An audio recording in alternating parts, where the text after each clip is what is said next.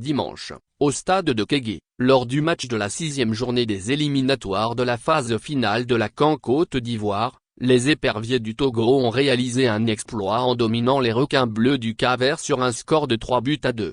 Il a fallu attendre 4 longues années pour que les éperviers du Togo renouent enfin avec la victoire à domicile. Cette rencontre avait été annoncée comme une opportunité de réconciliation entre l'équipe nationale et ses supporters, et elle a tenu toutes ses promesses. La mission était claire, décrocher une victoire à domicile pour redorer le blason de l'équipe et apporter de la joie aux supporters. Une première mi-temps hésitante. Le début de la rencontre ne laissait rien présager d'une victoire pour les joueurs de Pau Haut-Duarte. Les éperviers ont entamé le match avec hésitation, encaissant déjà un but à la 4e minute, suivi d'un second à la 20e minute, inscrit par les Capverdiens.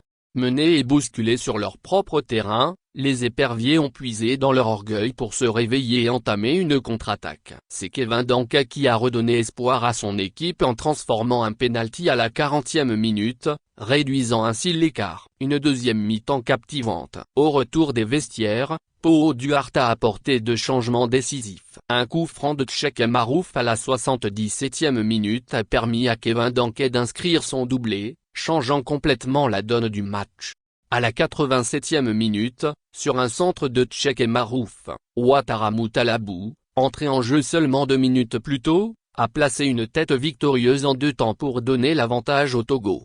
Avec ce score final de 3-2, l'humiliation a été évitée de justesse. À en croire le sélectionneur Pau Haut-Duarte, ces joueurs viennent de briser un mauvais record dans l'histoire du football togolais. Je tiens à féliciter mes joueurs et nos supporters. Notre public souffre autant que nous, et je pense que nous avons aujourd'hui mis fin à une série noire dans l'histoire du football togolais, celle de ne pas remporter de victoire à domicile. Parfois, je ne comprends pas pourquoi nous ne gagnons pas malgré de bonnes performances. Aujourd'hui, c'était une question d'honneur pour moi, et je pense que nous l'avons bien relevé pour tout le monde, a-t-il indiqué. Il est à noter que malgré cette victoire, les éperviers terminent à la 3e place de leur groupe avec 8 points, et ne sont pas qualifiés pour la CAN qui se jouera en Côte d'Ivoire l'an prochain.